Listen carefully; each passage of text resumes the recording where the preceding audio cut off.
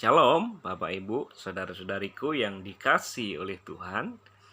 Malam hari ini saya akan memberikan sedikit tips yang bisa saya mau bagikan buat kita, bagaimana cara mempelajari firman Tuhan ya. Karena firman Tuhan ini sangat penting dalam kehidupan kita sebagai anak-anak Tuhan ya. Tuhan sudah menulis semua isi hatinya ada di dalam firman Tuhan. Semuanya sudah ada. Jadi kita sebagai anak-anak Tuhan, kalau kita mengaku mencintai Tuhan, kita pasti juga akan mencintai firman-Nya.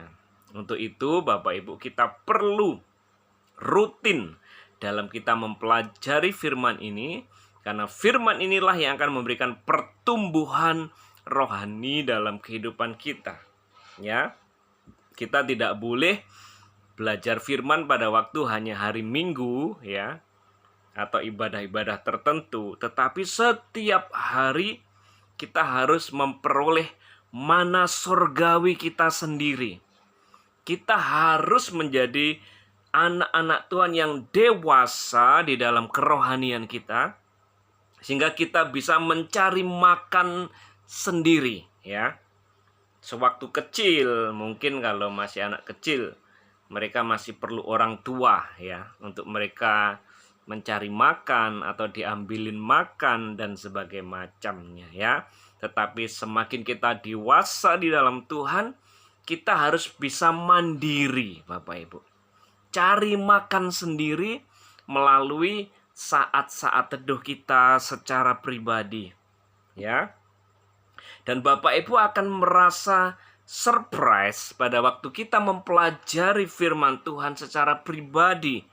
Kita langsung mendapatkan firman itu fresh from the oven, langsung dari sumbernya, yaitu Tuhan Yesus Kristus ya. Jadi tidak lewat perantara hamba Tuhan atau khotbah atau apapun, tetapi kita bisa langsung dapat fresh, langsung dari surga. Dan itu beda Bapak Ibu ya. Kalau Bapak Ibu makan makanan yang fresh dengan makan makanan yang mungkin sudah agak lama, itu rasanya beda ya. Kalau Bapak Ibu menerima rema dari firman Tuhan, yang Bapak Ibu langsung terima dari Tuhan dalam saat-saat teduh kita secara pribadi, itu sangat berbeda rasanya Bapak Ibu. Rasanya begitu nikmat, begitu fresh ya. Sama pada waktu Bapak Ibu memetik buah ya. Buah yang masak pohon, langsung kita petik dari pohonnya, rasanya begitu segar, begitu manis, begitu fresh Bapak Ibu. Itulah yang akan kita dapatkan pada waktu kita sungguh-sungguh dalam saat teduh kita mengalami perjumpaan ilahi dengan Tuhan melalui firman-Nya.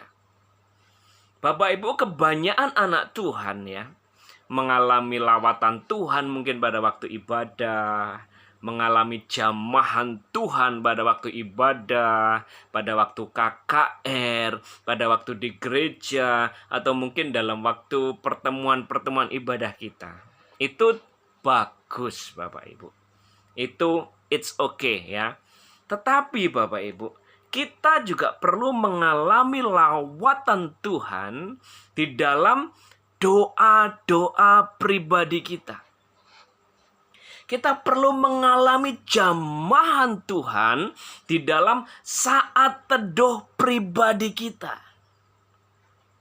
Akan sangat berbahaya Bapak Ibu ya. Nah, ini banyak anak Tuhan yang mengalami seperti ini. Tidak pernah mengalami lawatan Tuhan secara pribadi, tidak pernah mengalami jamahan Tuhan dalam saat-saat teduhnya secara pribadi, tetapi mengalami lawatan Tuhan hanya seminggu sekali mungkin. Ya. Bayangkan itu Bapak Ibu. Kalau kondisi rohani kita mengalami jamahan Tuhan, lawatan Tuhan hanya pada waktu kita ibadah di gereja atau seminggu sekali, betapa lemahnya roh kita. Ibarat HP, Bapak Ibu. HP-nya dicas seminggu sekali. Padahal kalau kita ketahui, Bapak Ibu, HP itu cuma bertahan mungkin 24 jam ya baterainya. Perlu setiap hari dicas. Supaya apa? HP-nya dalam kondisi penuh, baterainya bisa berfungsi sebagaimana mestinya. Banyak anak Tuhan, Bapak Ibu, hanya mengalami lawatan Tuhan, hanya mendapatkan rema-rema firman Tuhan, hanya pada waktu ibadah ataupun ke gereja. Tetapi kesehariannya, Bapak Ibu, mereka mengalami yang namanya apa? Baterainya habis, ya. Apa yang terjadi, Bapak Ibu, kalau baterainya habis? Yang keluar bukan yang rohani, tetapi rohana. Ya, Bapak Ibu. Jadi malam hari ini, apa yang saya mau bagikan, Bapak Ibu, ya. Bapak Ibu harus mengalami lawatan Tuhan di dalam saat-saat teduh pribadi kita. Bapak Ibu harus mengalami rema-rema firman, pewahyuan-pewahyuan firman di dalam saat teduh pribadi kita. Bapak Ibu harus mengalami jamahan Tuhan, pewahyuan Tuhan, revelation dari Tuhan, vision dari Tuhan di dalam saat-saat teduh kita secara pribadi. Karena itu pondasi, Bapak Ibu. Jadi pondasi kerohanian kita. Dengarkan ini baik-baik. Pondasi kerohanian kita bukan pada waktu kita berkumpul dengan banyak orang. Ya. Bukan pada waktu kita ibadah rame-rame. Tetapi pada waktu kita sendirian dengan Tuhan, itulah pondasi kehidupanmu dibangun. Saya banyak melihat anak-anak Tuhan, Bapak Ibu. Pada waktu ibadah, pada waktu KKR, mereka mengalami lawatan Tuhan, jamahan Tuhan. Bahkan mungkin kelepasan, mungkin kesembuhan. Tetapi hidupnya tidak banyak berubah. Setelah itu balik lagi kehidupannya yang sama. Tidak ada perubahan yang signifikan. Kenapa, Bapak Ibu? Karena dia tidak pondasi yang kuat, tidak punya pondasi yang kuat dalam saat teduh pribadinya. Akhirnya lemah sekali. Rapuh sekali. Karena tidak punya saat teduh pribadi yang kuat. Kalau kita melihat, Bapak Ibu, bagaimana teladan daripada Tuhan kita, Yesus Kristus tentunya. Dia mempunyai saat-saat teduh yang luar biasa. Di Alkitab dituliskan bahwa pagi-pagi buta, Tuhan Yesus pergi seorang sendirian. Berdoa, bersekutu dengan Bapa. Ya. Pada waktu kita bersekutu dengan Bapa, kita mendapatkan banyak hal dari Tuhan yang Tuhan mau transferkan dalam kehidupan kita. Tahukah Bapak Ibu yang dikasihi Tuhan? Begitu banyak hal yang Tuhan mau transferkan dalam kehidupan kita. Begitu banyak hal yang Tuhan mau wahyukan dalam kehidupan kita. Begitu banyak hal berkat-berkat jasmani, berkat-berkat rohani yang Tuhan mau berikan dalam kehidupan kita. Dan itu semua akan kita terima pada waktu kita mengambil saat teduh bersekutu dengan Bapa. Bapak Ibu yang dikasihi Tuhan, kita perlu membangun saat teduh kita secara pribadi dengan Tuhan. Karena itu adalah pondasi rohanimu. Ya. Banyak orang yang lebih suka tampil di depan umum. Doa di depan umum. tetapi tidak punya kehidupan doa pribadi. Ya. Coba lihat Bapak Ibu, perbedaannya pelayanan Tuhan Yesus dengan pelayanan ahli Farisi, ahli Taurat, berbeda 180 derajat. Ya. Jadi kalau Bapak Ibu rindu malam hari ini kehidupanmu berubah 180 derajat, ya. Mulai bangunlah pondasi imanmu, ya. Dari saat teduh yang rutin setiap hari. Luangkan waktu dengan Tuhan every single day. Setiap hari, Bapak Ibu. Sehingga rohani kita bisa kuat, tidak mudah terombang-ambingkan beberangin pengajaran, Bapak Ibu. Kita sebagai anak-anak Tuhan, kalau kita tahu firman, kita tidak akan mudah diombang-ambingkan berbagai macam pengajaran. Kita punya filter yang bagus untuk memfilter mana pengajaran yang dari Tuhan, mana yang bukan. Ya. Jadi malam hari ini, mari kita bangun saat teduh kita. Saya akan membagikan tips malam hari ini, Bapak Ibu, yang saya lakukan setiap hari, ya. Bagaimana cara saya memulai saat teduh, cara membaca firman, Bapak Ibu, saya akan bagikan buat kita, ya. Bagaimana cara kita boleh belajar firman Tuhan. Oke. Yang pertama, Bapak Ibu, sebelum kita belajar membaca firman Tuhan, kita perlu ketahui, Bapak Ibu, bahwa firman Tuhan adalah firman yang diilhamkan oleh Roh Kudus, ya. Di Alkitab jelas dikatakan bahwa segala tulisan yang diilhamkan oleh Allah, ya. Jadi firman Tuhan ini kenapa ditulis? Karena ada ilham dari Roh Kudus. Jadi untuk mengerti firman Tuhan, kita harus memperoleh ilham juga dari Roh Kudus, ya. Karena Roh Kudus itu adalah sang penulis firman. Untuk mengerti firman, kita juga harus menerima ilham dari Roh Kudus.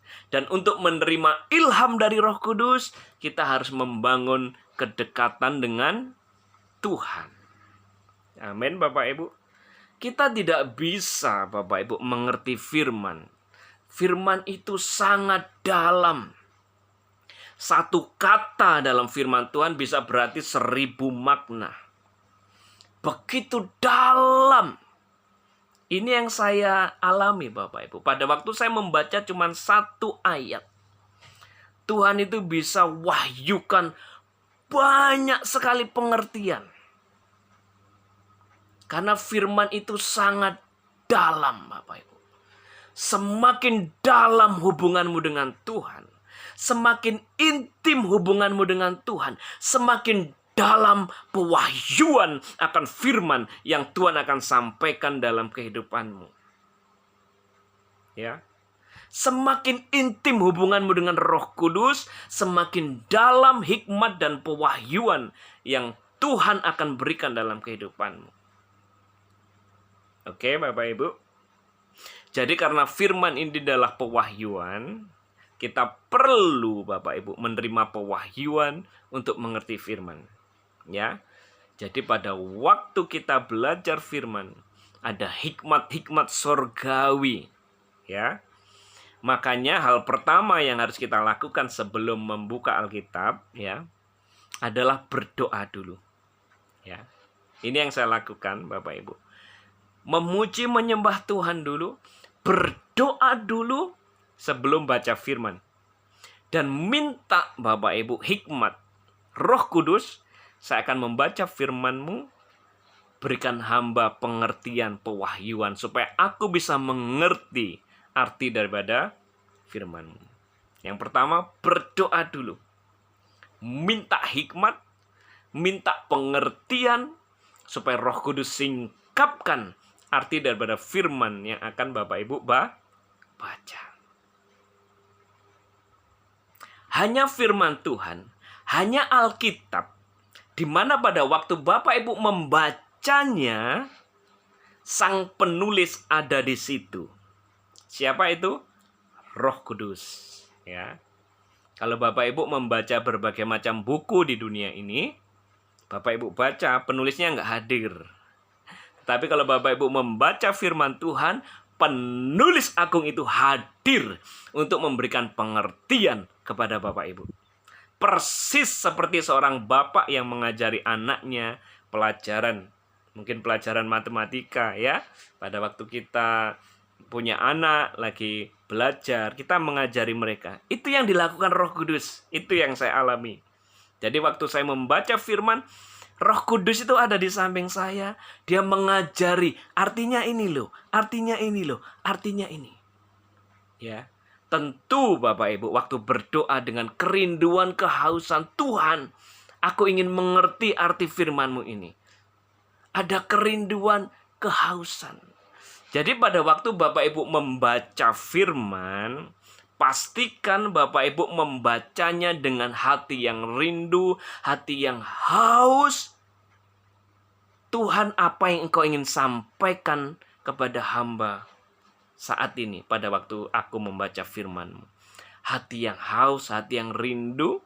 Dan Bapak Ibu sungguh-sungguh membacanya dengan segenap hati. Tidak sambil lalu. Tidak seperti membaca koran, Bapak Ibu, enggak.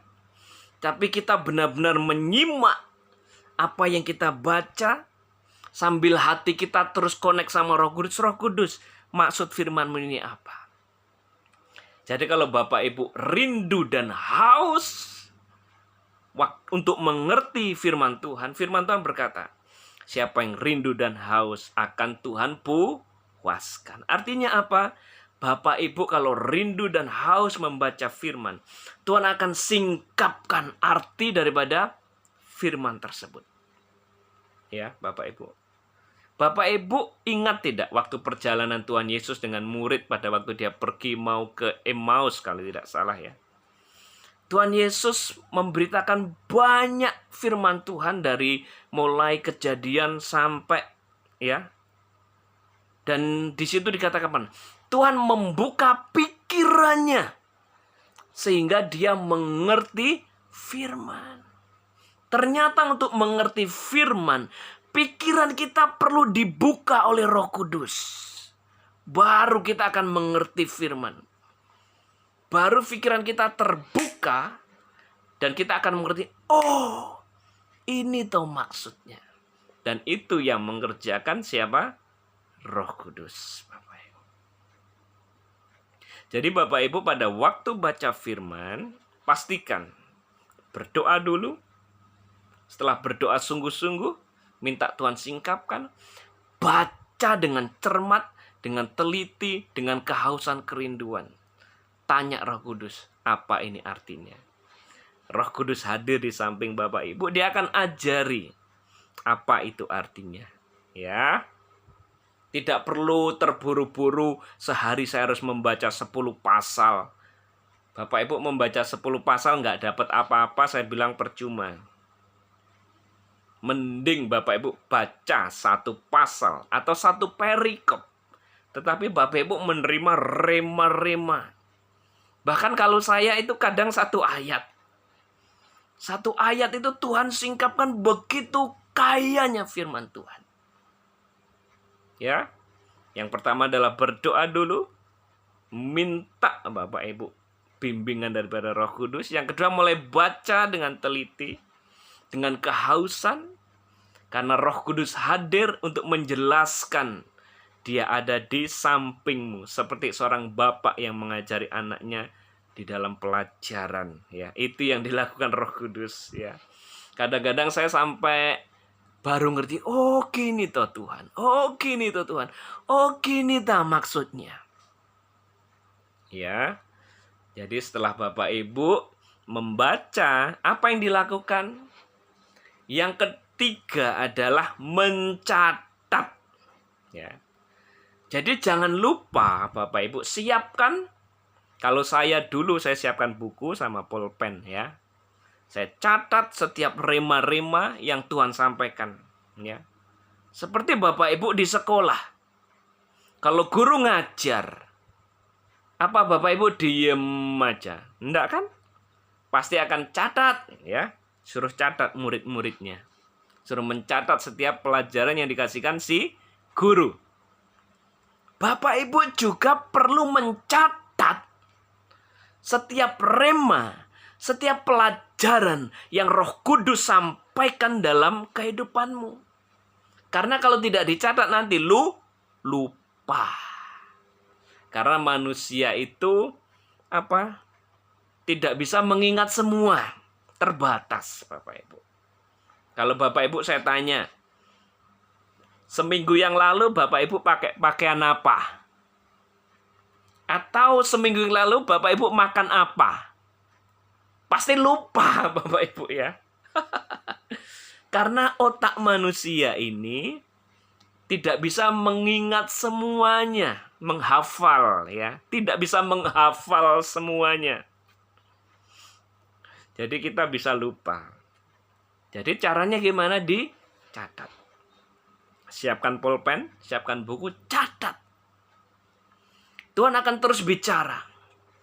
Ini yang saya alami Bapak Ibu. Tuhan bicara, saya catat. Tuhan bicara, saya catat. Tuhan bicara, saya catat. Kalau dulu saya pakai buku ya. Setelah itu saya pakai laptop. Karena buku saya akhirnya banyak sekali. Bapak Ibu kadang-kadang kertasnya rusak, robek ya bukunya. Akhirnya saya pakai laptop. Saya tiap hari saya catat via laptop. Amin. Seperti seorang guru yang menerangkan, seorang murid harus mencatat. Bapak Ibu juga. Kalau Roh Kudus sudah menerangkan firman Tuhan, catat itu. Amin, Bapak Ibu. Lah setelah dicatat apa? Yang pertama tadi berdoa, membaca. Yang ketiga dicatat.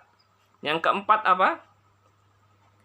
Yang keempat itu adalah merenungkan, ya.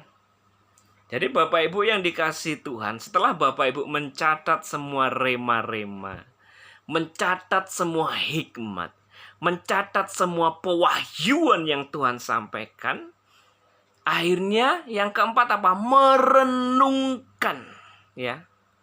Merenungkan itu maksudnya apa? Apa yang Bapak Ibu terima dari Tuhan, masukkan ke pikiran kita, ya. Sampai kita ngerti, sampai itu mancep di hati dan pikiran kita, kita ngeh, kita ngerti Bapak Ibu, ya. Benar-benar terpatri kalau saya mau bilang. Merenungkan itu seperti itu. Jadi setelah ditulis di buku, saya mau bilang ya, itu kalau mencatat kan nulisnya di buku atau di laptop atau di HP, silahkan.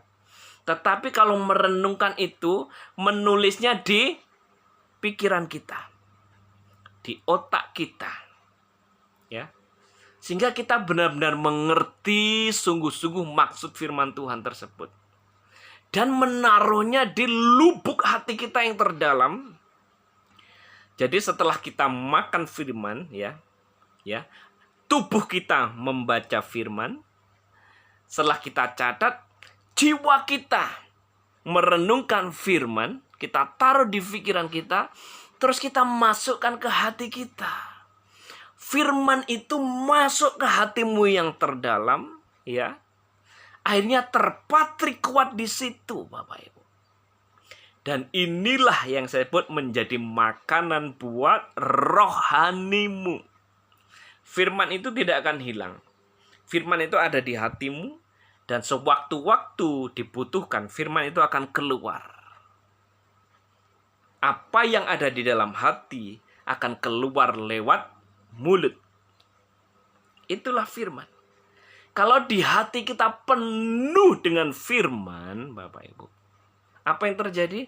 Mulut kita akan penuh dengan firman. Apa yang keluar dari hati akan keluar dari mulut. Itu namanya merenungkan. Jadi apa yang sudah kita terima, apa yang sudah kita catat, kita masukkan ke dalam pikiran kita, kita masukkan ke hati kita. kita sampai kita merubah pola pikir, Bapak Ibu. Segala pola pikir yang tidak sesuai dengan firman, kita rubah di pikiran kita, di hati kita. Itu yang saya sebut pembaharuan pola pikir melalui perenungan firman. Jadi pikiran kita yang tidak selaras dengan firman harus diselaraskan dengan firman yang kita baca setiap hari. Hati kita yang tidak selaras dengan firman, kita selaraskan dengan apa yang kita baca setiap hari. Masukkan rema-rema itu di pikiran kita, di hati kita. Selaraskan pikiranmu, hatimu dengan firman. Jadi pada waktu kita terima Yesus, Bapak Ibu, bukan hanya roh kita yang dilahirkan kembali menjadi baru, tetapi paradigma kita, pola pikir kita juga harus diperbaharui dengan firman Tuhan setiap hari yang Bapak Ibu baca. Itu akan menjadi transformasi pola pikir, transformasi hati, yang akhirnya akan mentransformasi hidupmu. Amin, Bapak Ibu. Itu merenungkan firman Tuhan. Paham ya? Jadi Bapak Ibu, waktu kita baca, itu menjadi perenungan yang kita tidak bisa lupakan.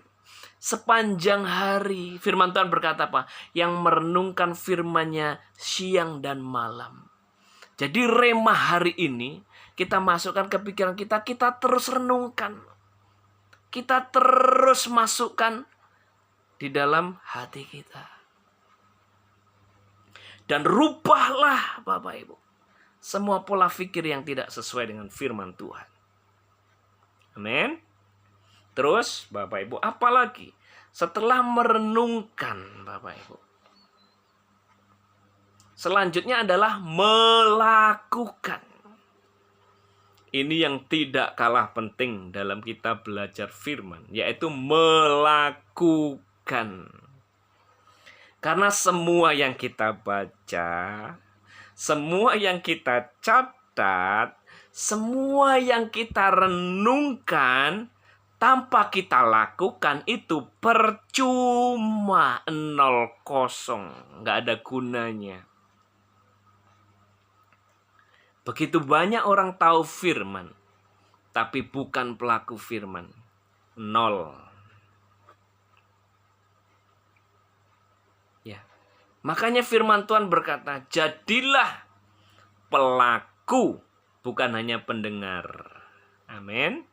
Kalau Bapak Ibu menjadi pelaku firman, Bapak Ibu diibaratkan seperti rumah yang didirikan di atas batu karang yang kokoh. Pada waktu angin, badai, topan datang, banjir, Bapak Ibu akan tetap tegar, berdiri kuat, tidak tergoyahkan. Because you are, kita adalah pelaku firman. Kalau kita bukan pelaku firman, Bapak Ibu, kita akan rapuh. Baru kena tiupan angin sedikit, roboh. Baru dikata-katain sedikit, kepahitan. Baru mengalami sedikit, sudah nggak Tuhan-Tuhanan, nggak gereja-gerejaan. Ya. Iblis Bapak Ibu tahu firman, hafal firman, tetapi dia tidak bisa melakukan firman, Bapak Ibu. Ya. Firman Tuhan itu seperti obat, ya, yang akan membawa kesembuhan, pemulihan, kemerdekaan dalam kehidupanmu. Obat akan berfungsi, bereaksi kalau kita minum. Ya. Firman Tuhan akan bekerja, bereaksi, akan melakukan tugasnya pada waktu kita melakukan firman. Pada waktu Bapak Ibu melakukan firman, taat firman, breakthrough akan terjadi, kesembuhan akan terjadi, kemerdekaan akan terjadi dalam nama Yesus. Jadi kalau selama ini mungkin Bapak Ibu nggak mengalami, ya, janji-janji firman, ya. Kemungkinan Bapak Ibu mungkin belum melakukan firman. Oke. Jadi ini sangat penting Bapak Ibu. Sebagai pelaku-pelaku firman. Jadi kita bukan hanya pendengar, tetapi sebagai pelaku firman. Terus apalagi Bapak Ibu setelah itu? Kita adalah setelah kita menerima firman tadi, kita men-sharingkan apa yang kita sudah terima dari Tuhan. Ya. Jadi setelah kita melakukan firman, ya, kita jadi teladan yang baik dalam melakukan firman. Baru kita bisa sharingkan ke orang lain. Ya. Apa yang kita sharingkan akan punya kuasa kalau kita sudah melakukan apa yang kita katakan. Ya. Kenapa Yesus pelayannya berkuasa, berdampak luar biasa? Karena dia bukan hanya tahu firman, dia pelaku firman. Bapak Ibu akan punya otoritas di dalam men-sharingkan firman. Kalau Bapak Ibu bukan hanya tahu firman, tetapi pelaku firman. Tentu yang kita sharingkan yang pertama adalah buat keluarga kita dulu ya. Makanya firman Tuhan berkata apa? Pada waktu kamu tidur, pada waktu kamu di jalan, sharingkan firman. Sharingkan firman yang Bapak Ibu dapat kepada keluargamu terlebih dahulu. Jangan bingung yang lain-lain. Keluargamu terlebih dahulu sharingkan. Baru ke ibadah, mungkin ke komsel, ke gereja. Tetapi saya mau bilang Bapak Ibu, apa yang Bapak Ibu sharingkan, apa yang Bapak Ibu khotbahkan, apa yang Bapak Ibu ucapkan di dalam sharing firman Tuhan, tidak akan punya kuasa kalau kita belum melakukan apa yang kita lakukan. Apa yang kita sharingkan maksud saya. Ya. Kalau kita sudah melakukan apa yang kita sharingkan, baru apa yang kita sharingkan itu penuh kuasa. Banyak hamba-hamba Tuhan saat ini pelayannya tidak berkuasa, tidak punya otoritas, tidak punya wibawa ilahi. Kenapa? Karena mereka belum melakukan apa yang dia ucapkan. Omong doang. Ya. NATO. Talk only, no action. Ya. Omong doang.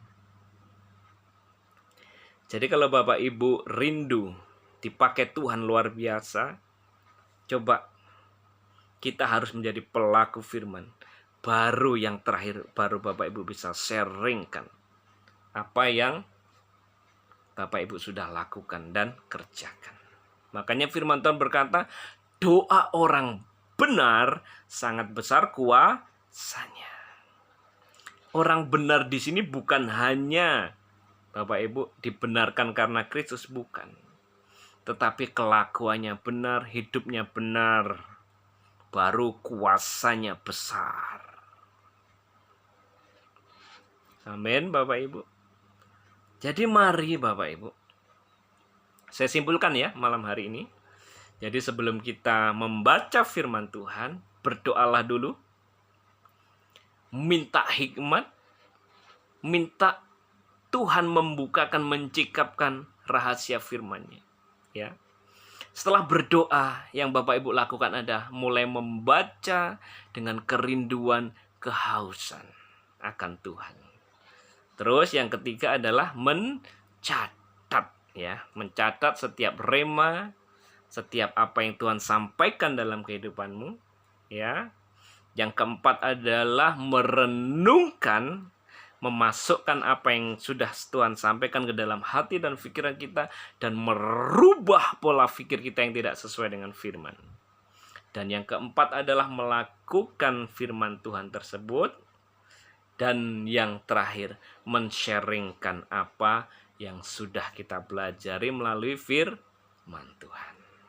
Haleluya Bapak Ibu. Kiranya hal ini boleh menjadi berkat buat kita semua. Haleluya. Amin.